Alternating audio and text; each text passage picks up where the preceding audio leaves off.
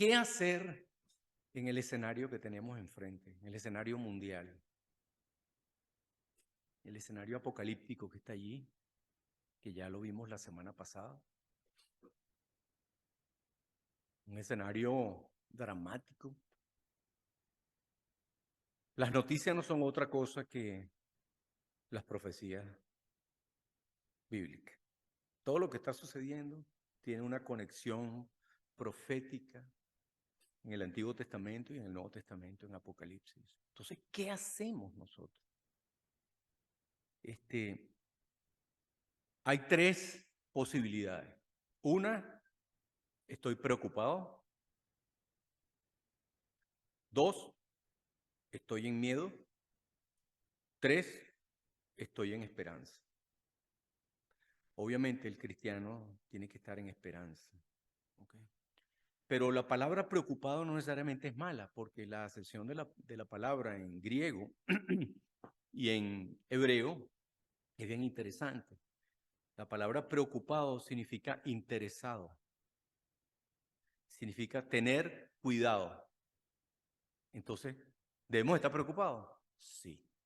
Pero esa preocupación, el siguiente paso de la preocupación es el afán, que es un trabajo arduo, quizás hasta desordenado.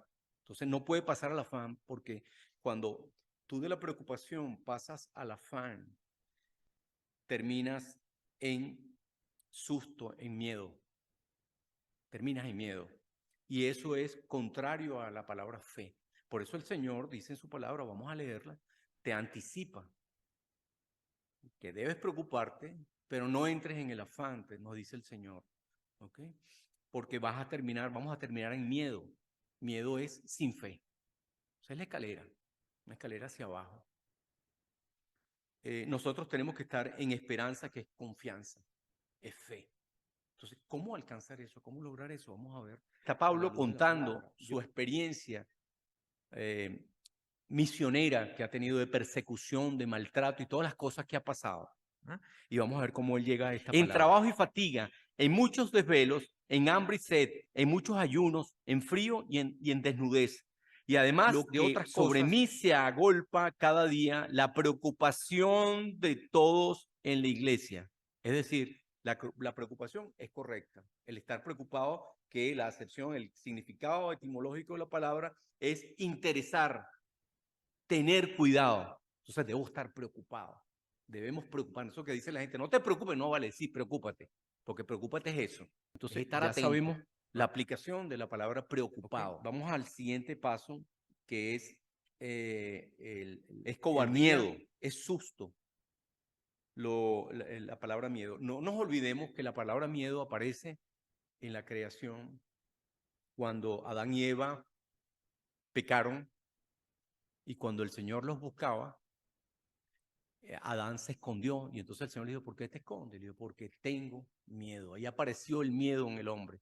El miedo no es otra cosa que contrario a la fe. Entonces, perdió la comunión con Dios. Entonces, entra el miedo. Cuando nosotros estamos en miedo, tenemos que entender que estamos fuera del ámbito de fe, de comunión con el Señor. Estos conceptos son importantes, entenderlos a la luz de la palabra, porque nos van a dar una profundidad mayor espiritualmente, un conocimiento mayor de dónde estoy posicionado con respecto a la palabra del Señor, con respecto a mi comunión con el Señor.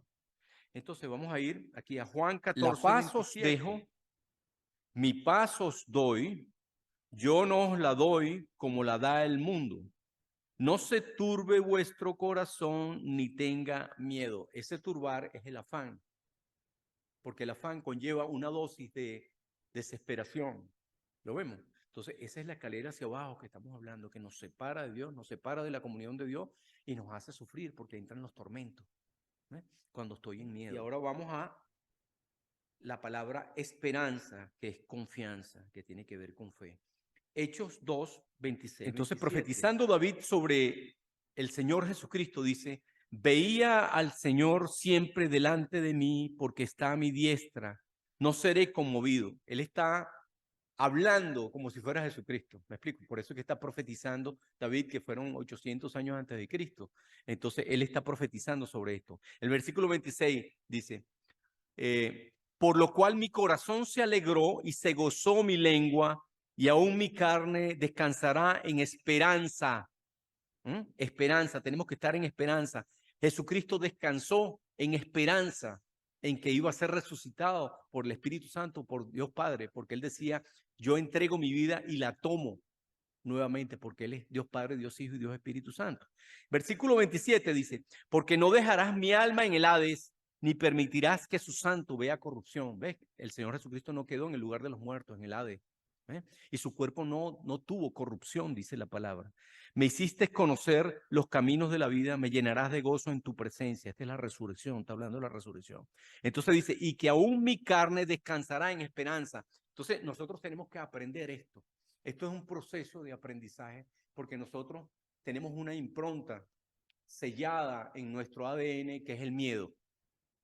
El miedo es lo primero que aparece en nosotros en cualquier circunstancia. Entonces, yo debo, cada vez que tengamos una situación que apunta hacia el miedo, yo debo rebobinar y acordarme lo que dice la palabra. Ok, debo estar preocupado, sí, debo tomar en cuenta, debo verlo con cuidado, ok, pero no voy a entrar en un afán, sino voy a llevar esto a oración al Señor para recobrar esperanza, para alcanzar la esperanza del Señor. Es impresionante cuando uno medita la palabra de esta manera y uno la pone en práctica, cómo se hace una realidad en la vida de uno. No voy a caer en este tormento, no, en el nombre de Cristo Jesús, no. ¿Okay? Y vamos a ver más en profundidad mediante ejemplos que tuvieron cristianos en la Biblia que nos van a ayudar a ordenar esto en nosotros y a visualizarlo más en profundidad. ¿Qué hacer en medio de la tormenta? El mundo está en desesperanza, el mundo está en afán, el mundo está afligido con lo que está pasando. Todos los días están sucediendo eventos que están apuntando al cumplimiento profético. ¿Cómo voy a vivir yo con esto? ¿Cómo vamos a vivir nosotros con esto? Porque esto va ahí en escalada. Estamos en una situación tremenda. Entonces nosotros tenemos que agarrar las riendas de nuestro ser que está en miedo, porque es la naturaleza nuestra, ¿no? Está en desesperación, está en afán. Entonces, ¿cómo voy a agarrar esas riendas? Aquí tenemos una circunstancia que le sucedió a los apóstoles, sino que el Señor, conociendo todas las cosas, los envía a ellos a una prueba, a una tormenta. Vamos a ver qué pasa. Enseguida Jesús hizo a sus discípulos entrar en la barca e ir delante de él a la otra ribera, entre tanto que él despedía a la multitud. Despedida a la multitud, subió al monte a orar aparte, y cuando llegó la noche estaba allí. Entonces el Señor sube a orar para entregar todo el cansancio, todo lo que sucedió en esos milagros que había hecho en todo ese tiempo. Se va solo a la montaña a orar. Y no solo eso, a orar por lo que viene, por lo que va a suceder, el escenario que va a suceder a los apóstoles. Está orando por ellos también. Y ya la barca estaba en medio del mar, azotada por las olas, porque el viento era contrario. O sea, aquí hay una circunstancia difícil. O sea, aquí hay una tormenta permitida por el Señor que deben de enfrentar los 12 apóstoles. Nosotros tenemos que ir visualizando esto, inclusive desde el punto de vista personal. Cuando se te acerca una tormenta financiera de salud, tú tienes que ver que el Señor está arriba orando por ti y por mí. ¿Ok? Más la cuarta vigilia de la noche, Jesús vino a ellos andando sobre el mar. Aquí tenemos otra cosa importante. Vino a ellos. O sea que el Señor, cuando estamos en tribulación, Él viene de alguna manera, nos dice la necesidad que nosotros tenemos en esa prueba. Seguimos adelante. Y los discípulos, viendo andar sobre el mar, se turbaron diciendo, un fantasma, y dieron voces de miedo. Miedo, márquelo. Esa es la reacción normal de cualquier hombre. Pero el Señor está puliendo, está purificando a los apóstoles en medio de esta prueba. Lo vemos. Pero entonces fíjense lo que vamos concluyendo aquí antes de leer inclusive otras citas que nos van a apoyar esto. El Señor está intercediendo. ¿Mm? El Señor los envía a la tormenta. O sea, el Señor conduce los pasos de sus hijos. ¿Mm? Tercero, los hace visualizar, los hace sentir su propio miedo que mora en nosotros, para saber de dónde viene la esperanza, de dónde viene el reposo, de dónde viene la paz que viene de Él. ¿Lo vemos? Está cerca el Señor, viene caminando. Y entonces se exponencia el miedo que tenían ya de las olas, el miedo que tenían por la tempestad, se exponencia porque ven una luz que viene en el mar. No estaban pensando en quién, en Jesucristo. En ningún momento, mientras ellos estuvieron allí, estuvieron llenos de miedo por la tempestad que estaba allí. Pero enseguida Jesús les habló diciendo, tened ánimo, yo soy, no temáis. El Señor nos habla en nuestras pruebas, anótenlo. El Señor nos habla en la prueba.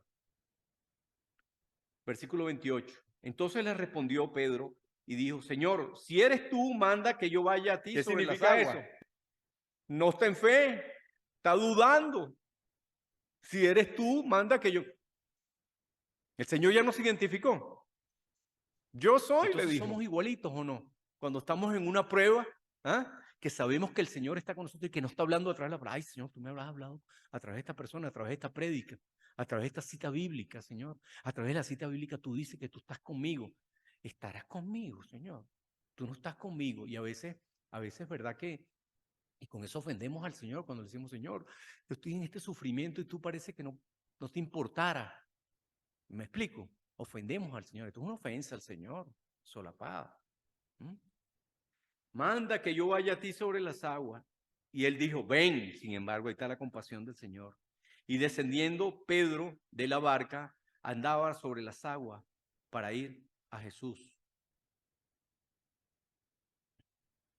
Pero al ver el fuerte viento, tuvo miedo y comenzando a hundirse, dio voces diciendo, Señor, sálvame. Apareció el Señor, le dijo, yo soy. Y le dijo, si eres tú, manda que yo camine hasta allá. Y cuando arranco a caminar, vuelvo a dudar. Se llenó de miedo otra vez. ¿Me explico? Fíjate el objetivo de conducirnos, el Señor, en pruebas a nosotros, es que nosotros veamos nuestra impotencia, nuestra imposibilidad ante los problemas y nuestra dependencia de Él. ¿Lo vemos? Es un trabajo de puro amor del Señor. Para nosotros es difícil la prueba, ¿verdad? La palabra lo dice, las pruebas parecen cosas difíciles, no apetecibles, y no entendemos lo que el Señor está haciendo. A mí me tomó 2 años y medio, siempre lo argumento esto porque lo viví, 2 años y medio de este problema que tuve. Y en el primer momento tú no ves, te desesperas, Señor, y entras en miedo, y entras en afán, y entras en todas esas cosas, y entonces no estás en comunión con el Señor. Pero el Señor me fue sintonizando en 2 años y medio, sintonizándome y llevándome a un nivel espiritual diferente, diferente. Así lo hace contigo y con cada uno de nosotros. Entonces, fíjate lo que le dice el Señor. Sálvame, le dice Pedro. Al momento Jesús, extendiendo la mano, asió de él y le dijo, hombre de poca fe, ¿por qué dudaste? Entonces eso es lo que el Señor nos lleva a estas situaciones para que nosotros dependamos de Él. Y cuando ellos subieron en la barca, se calmó el viento, se fue todo el miedo. O sea que el Señor nos ayuda en nuestra debilidad, nos rescata y nos levanta. Él espera que nosotros cumplamos el proceso de la prueba. Es un proceso, proceso. El mundo está en un proceso de prueba para la salvación de las almas. El Señor va a llevar a millones de personas en el mundo a decir, sálvanos, sálvanos. Entonces la gente va a entender que la salvación no se trata de la salvación de este cosmos humano pecaminoso, sino se trata de la salvación del alma del hombre para poder estar en la presencia de Dios. Eso, multitudes van a entender eso en la gran tribulación que se acerca. Bendito sea el Señor. Entonces nosotros tenemos que entender que el Señor nos está conduciendo a la tormenta, está conduciendo al mundo a la tormenta, igual que este pasaje que estamos leyendo. guardando las diferencias, por supuesto. Entonces los que estaban en la barca vinieron y le adoraron diciendo verdaderamente este era el Hijo de Dios. ¿Entiendes el proceso? Para poder adorar a Dios tienes que llegar a eso. Qué bueno hubiera sido que apenas cuando empezó el viento y las olas, tranquilo, se para Pedro y se para que el Señor Jesucristo está con nosotros. Él dijo que Él venía. Y están así. Él dijo que Él venía y están ahí. ¿Ah? Y en lo que apareció, Jesús, vente, aquí está, cálmala. Te adoramos, y lo adoraron en la barca. No, lo adoraron después que hubo todo el proceso. Entonces el Señor te está llevando a ti y a mí en este caminar a que llegues a una genuina adoración y alabanza al Creador, al Salvador, a un auténtico sentimiento de esperanza, de alabanza y de adoración. Y ahorita vamos a ver las citas que sustentan todo esto. Y lo adoraron y vinieron. Anoten, adoraron. Pasó la prueba. ¿No? Y cuando ellos subieron, en el 32 pasó la prueba ahí. Y le adoraron. Subrayen eso. Entonces vamos a sustentar esto con varias citas bíblicas importantes, ¿no? Vamos a ir al Salmo 37. Interesante esta palabra de Salmo. Por Jehová son ordenados los pasos del hombre, y él aprueba su camino. Cuando el hombre cayere, no quedará postrado, porque Jehová lo sostiene de su mano. ¿Sabemos qué pasó con Pedro? ¿Ah? ¿Quién los dirigió a ese camino? El Señor. Móntense ustedes en el barquito, vayan, hijo. ¿Ah? Puro amor. Vayan al barquito, móntense. ¿Y tú vienes después? Sí, nosotros nos encontramos después. Ellos han debido confiar en esa esperanza. Qué bella esta cita, ¿verdad? Por Jehová son ordenados los pasos del hombre, y él aprueba su camino. O sea, el Señor ha aprobado este camino que está pasando el mundo. Está descrito en la palabra. 2000 años atrás. El Señor lo profetizó, ¿eh? Inspiró en el Apocalipsis a Juan. A Daniel lo inspiró en el Antiguo Testamento. Entonces el Señor ha aprobado este camino en que estamos. Es inevitable. O sea, la prueba mía de 2 años y medio era inevitable, porque Igor necesitaba un zarandeo del Señor. Lo vemos. Entonces, cuando estés bajo prueba, cualquiera que ella sea, voltea el foco. Dice, Señor, esta es tu voluntad. Dame la gracia para poder entender lo que quieres hacer conmigo y estar en esperanza. Es Romanos 8:34. ¿Quién es el que condenará? Cristo es el que murió. Más aún, el que también resucitó, el que además estado a la diestra de Dios Padre, está sentado a la diestra de Dios Padre, y el que también intercede por nosotros. Bueno, ¿por qué Jesucristo subió? Primero, el título es Dirige los pasos del hombre. Segundo, Él intercede por el hombre. Porque tenemos un solo Dios y un solo mediador entre Dios y los hombres, Jesucristo, quien intercede por nosotros. No hay otro ser espiritual ni en lo natural que interceda por nosotros ante el Padre. Jesucristo subió al monte solo para interceder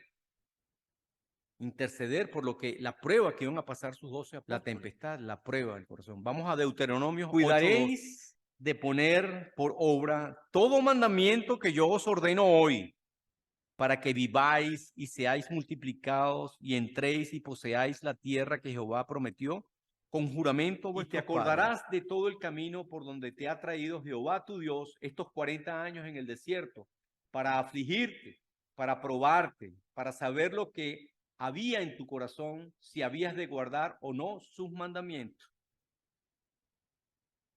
Entonces, la prueba es para saber cómo está tu corazón, para enderezar nuestro corazón. ¿Por qué? Porque nuestro corazón tiene tendencia al miedo, a la rebelión, a la palabra del Señor. Eso yo no creo que eso es así. Cuando eso se levanta en nosotros. Eso es una interpretación. Aquí no estamos hablando de interpretación, hermano. Aquí no hay interpretación que valga. Está clarita. Está clarito lo que está diciendo el Señor. Las pruebas son para probar tu corazón, para pulirte, para purificarnos. Entonces yo tengo que tener una disposición diferente a llenarme de miedo, cuando viene un examen médico, cuando viene cosas, el Señor está buscando algo más allá de mí. Tengo que entenderlo. Claro, hay un desgaste físico natural, ¿ok? Y todos nacemos y todos morimos, ¿ok? Pero básicamente en la vida del cristiano, cada evento tiene una trascendencia mucho más profunda que lo que nosotros podemos ver superficialmente.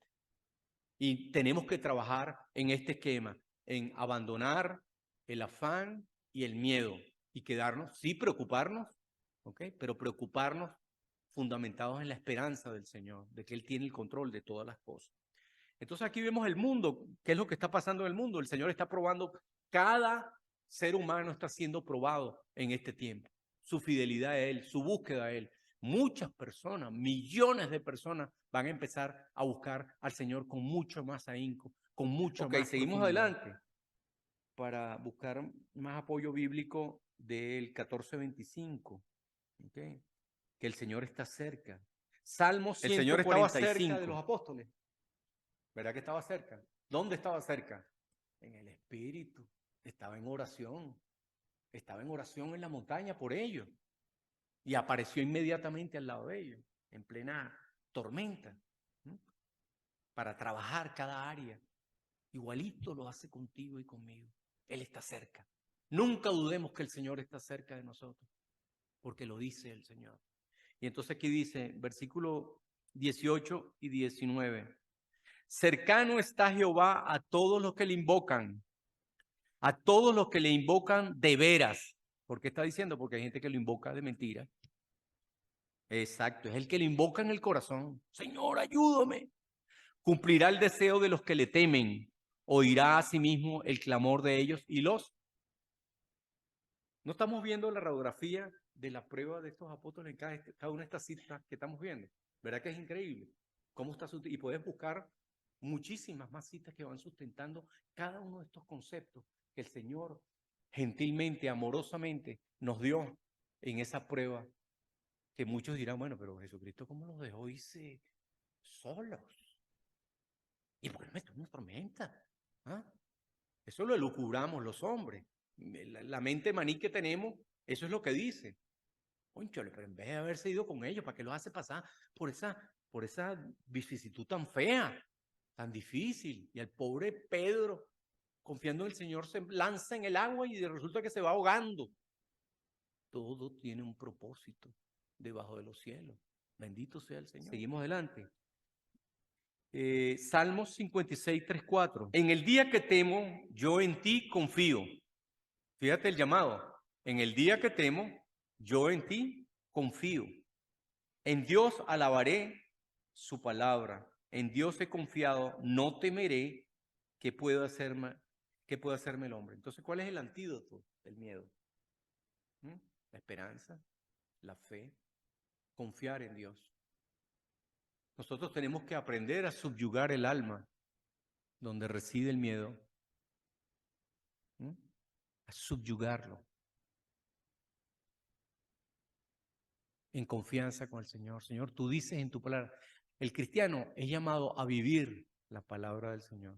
Estaban en miedo, no estaban orando, no estaban invocando al Señor. En el día que temo, yo en ti confío. ¿Tenían temor? ¿Tenían miedo? ¿Ah? ¿Estaban confiando en Dios? No. ¿Estaban en oración? No. ¿Estaban alabando la palabra del Señor? No. ¿Estaban confiando en Él? No. ¿Temían? Sí. Seguimos adelante. Vamos a Job 33. ¿Qué hizo el Señor Jesucristo cuando se acercó y sabía que tenían miedo y creían que era un fantasma? Les habló. Les habló. Entonces el Señor nos habla, ¿verdad? Vamos a ver. Sin embargo, en una o en dos maneras habla Dios, pero el hombre no entiende.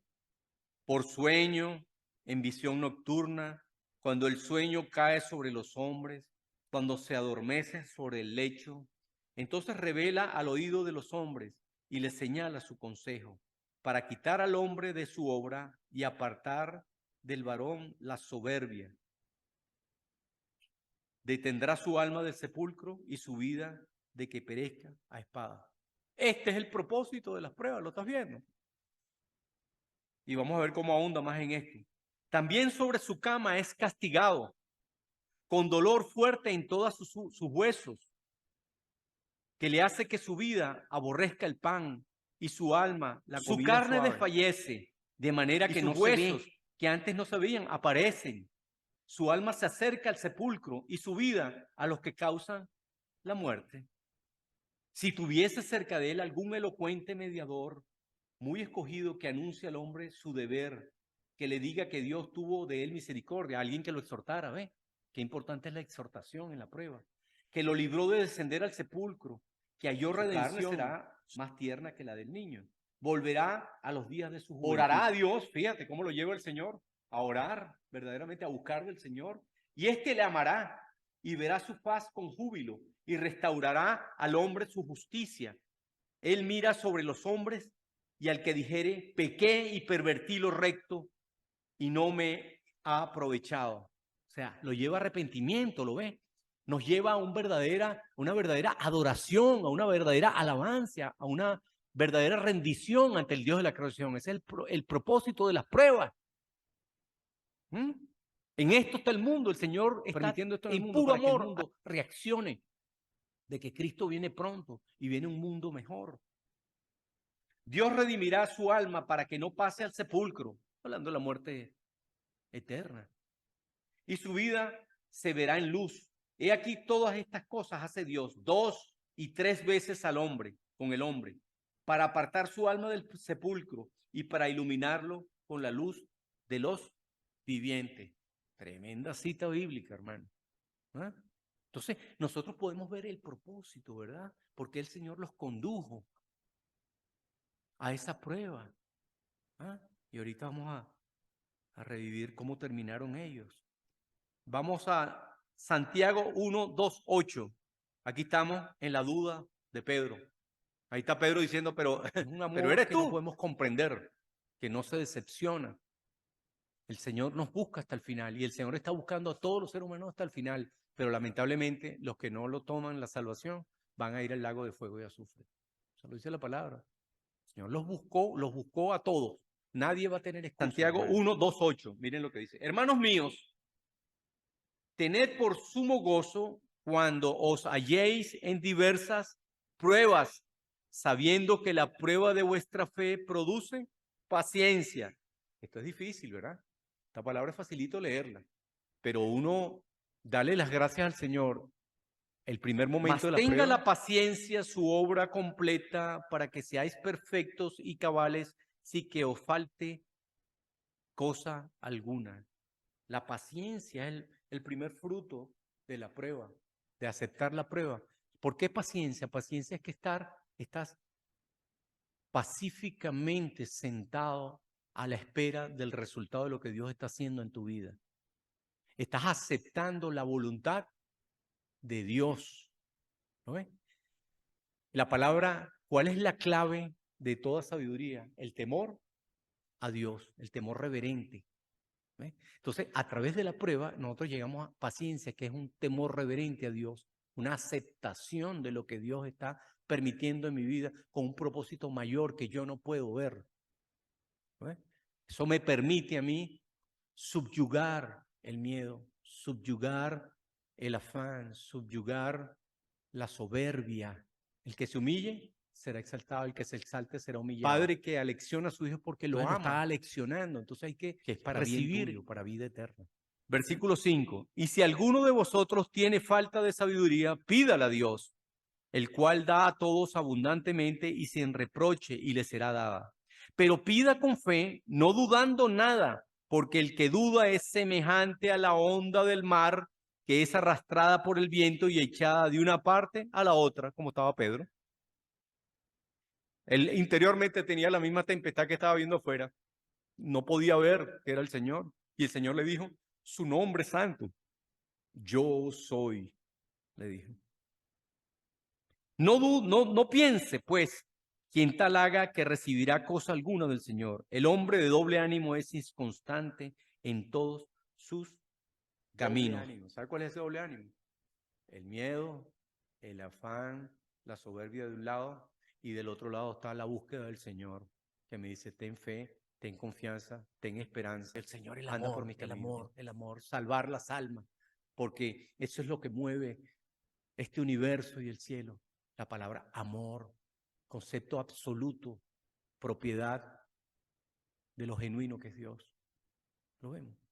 Nunca, nunca perecerá el amor. Eso es lo que vence al mundo, el amor. Ok, seguimos adelante. Vamos a ir a Romanos 5, 3, 4. Y no solo esto, sino que también nos gloriamos en las tribulaciones, sabiendo que la tribulación produce paciencia. La paciencia prueba y la prueba esperanza. Y la esperanza no avergüenza. Terminaron en esperanza los apóstoles en la barca. Terminaron en esperanza, ¿verdad? Entonces, ¿qué viene ahora? Adoraron al Señor. Entonces, la verdadera adoración viene de un genuino sentir tuyo y mío en el corazón. Ok, seguimos adelante. Juan 4, 23 y 24. Aquí está el Señor Jesucristo con la samaritana. ¿Ok? La samaritana hablaba de religiosidad sobre el templo que estaba en Samaria y el templo que estaba en Jerusalén. Bueno, ustedes los judíos dicen, le dice ella, dicen que hay que adorar a Dios allá en Jerusalén. Y el Señor estaba ahí para ser adorado ya. Y el Señor dice que es la gran bendición, que estamos bajo la gracia, no estamos bajo la ley. Si estuviéramos bajo la ley tendríamos que ir al templo de Salomón. ¿Lo vemos? Nosotros estamos bajo la gracia y el Señor ya estaba derramando la gracia ahí antes de su muerte sobre la samaritana. Le dice, versículo 23 y 24. Mas la hora viene y ahora es cuando los verdaderos adoradores adorarán al Padre en espíritu y verdad, porque también el Padre a tales adoradores busca que le adoren. Dios es espíritu y los que le adoran en espíritu y en verdad es necesario que adoren. ¿Lo vemos? Entonces el Señor los llevó a sus rodillas a adorarlo y a alabarlo. Y el Señor te está llevando en tu vida y en mi vida a reverenciar al Señor como tenemos que hacerlo. ¿Mm? Nosotros vemos la pompa de los reyes del mundo. ¿No? Que hay que hacer una genuflexión ahí enfrente que no sé qué cosa. Esa reverencia del corazón, ese temor verdadero, esa adoración y esa alabanza le pertenece solo a Dios. No a una estatua. Resumiendo, dirige los pasos de sus hijos al Señor. El segundo, intercede por nosotros de antemano. El tercero, nos lleva a la prueba para escudriñar nuestro corazón, para hacernos ver nuestra debilidad. Cuarto, Él aparece en la barca, Él está cerca, siempre en la prueba. Quinto, no entremos como Pedro y los apóstoles a estar en miedo, en temor. Tenemos que huir de ese sentimiento. Es terrible, porque es contrario a la fe. Él, ¿qué hizo cuando venía en el agua? Y los vio, les habló. O sea, que el Señor nos habla en la prueba. ¿Okay? Hay que buscarlo, hay que buscarlo. Pero fíjate que ellos no lo estaban buscando, ellos estaban sumidos en su miedo. El Señor aparece. 7. Las dudas. Tenemos que huir. ¿Cómo vamos a huir de la duda? Con la palabra del Señor, poniendo en práctica la palabra del Señor. De orar para combatir el miedo. Pasar la prueba con paciencia y esperanza. Y el último, adorar al Señor en espíritu y verdad. Entonces, no esperemos pasar la prueba para adorar en espíritu y verdad al Señor. ¿Lo vemos? Cuando está chévere, es cuando más debe darle gracias al Señor. Gracias, Señor. Aprovechar que está bien. Gracias, Señor. Wow, gracias por vemos esta escalera que bella que el Señor nos da. ¿Qué voy a hacer en la tempestad? Esto. Correr hacia Él. Y vamos a ver las 3 citas finales que nos van a reforzar. Sean vuestras costumbres sin avaricia, contentos con lo que tenéis ahora, porque Él dijo, no te desampararé ni te dejaré. Wow, pon un letrero grandote en tu cocina. De manera que podemos decir confiadamente, el Señor es mi ayudador, no temeré lo que me pueda hacer el hombre. Qué bello. O sea, el Señor, a pesar de la prueba, nos dice, no temas, no te desampararé. Filipenses 1:6. Doy gracias a mi Dios siempre que me acuerdo de vosotros, siempre en todas mis oraciones rogando con gozo por todos vosotros. Tenemos que orar unos por los otros, hermanos. Por vuestra comunión en el Evangelio desde el primer día hasta ahora, estando persuadidos de esto, que el que comenzó en vosotros la buena obra la perfeccionará hasta el día de Jesucristo. El Señor no te va a soltar, no va a soltar a sus hijos, nos va a perfeccionar hasta el día de la resurrección, aunque tengamos que pasar por pruebas, porque el Señor, Pedro lo dice, es que es necesario que pasemos por muchas aflicciones antes de entrar en el reino de los cielos, porque es el perfeccionamiento de nosotros, a donde llegamos a la verdadera dependencia de Dios, a la verdadera adoración y alabanza. Para que aprobéis lo mejor, a fin de que seáis sinceros e irreprensibles para el día de Cristo, sinceros, llenos de frutos de justicia que son por medio de Jesucristo, para gloria y alabanza. La razón de la prueba es para contristar, humillarnos delante de Dios. Y si es necesario diferentes aflicciones, el Señor lo va a hacer, porque Él está perfeccionando la obra en nosotros para poder tener acceso al reino de los cielos. Porque sangre ni carne heredarán el reino de los cielos, ni lo corruptible, ni lo pecaminoso. Padre, en el nombre de Cristo Jesús te damos las gracias, Señor, por esta oportunidad, Señor, de disertar tu palabra bendita, Señor, conforme a tu espíritu, Señor. Gracias, Padre, por iluminarnos el entendimiento, que nosotros podamos, Padre Santo, discernir tu voluntad para nosotros, Padre Santo, en nuestra vida. Que tengamos un corazón humilde, Señor, delante de ti, Padre Santo, y que podamos entender, Padre, que todo tiene una justificación y una razón de ser las cosas. Que siempre sepamos que tú eres el que dirige nuestros pasos y los pasos de la humanidad. Que sepamos que tú estás intercediendo permanentemente por nosotros, Señor. Que sepamos que cada tempestad que se acerca a nosotros y la prueba en que está el mundo es para probar los corazones de los hombres y de tus hijos, Señor, para el perfeccionamiento de nosotros. Gracias, Señor, porque sabemos que siempre estás cerca, siempre estás dispuesto a tomar el timón de nuestra barca confundida, Señor. Ayúdanos, Padre, con el miedo, a mantenernos en oración y separarnos de la falta de fe, del doble ánimo que nos acompaña, Señor, y batalla en nuestros miembros, Padre Santo. Gracias, Señor, porque tú nos hablas permanentemente en la prueba y en todo momento, y le estás hablando al mundo en este momento, en este tiempo. Gracias, Señor, ayúdanos con las dudas de nuestra fe, Señor, que podamos verte claramente que eres tú, Padre Santo. Ayúdanos a pasar con paciencia y esperanza la prueba, Señor, para encontrarnos contigo en una verdadera adoración en espíritu y verdad, como le dijiste a la samaritana.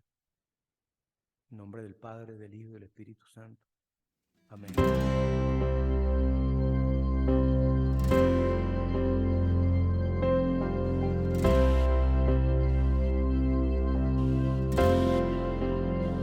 Qué gran abismo nos apartaba, cuán grande monte nos separó, y en mi angustia miré al cielo, clamé a ti en mi oscuridad, y en mis tinieblas tu amor perfecto apareció y me rescató. Él ha vencido, lo hizo todo, mi esperanza está en Jesús.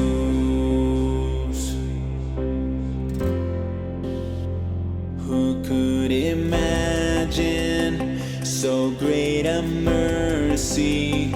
What heart could fathom such boundless grace?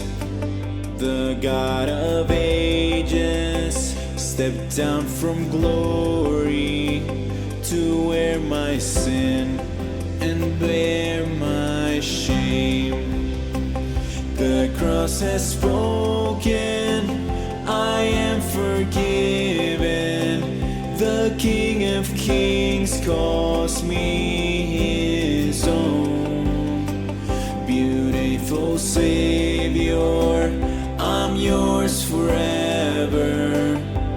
Jesus Christ, my living hope. Hallelujah, praise the one who set me free. Hallelujah, death has lost its grip on me. You have broken every chain. There's salvation in your name, Jesus Christ, my living hope. Aleluya, alabanza que venció. Aleluya, a la muerte derrotó, las cadenas se rompió. En su nombre hay salvación, mi esperanza.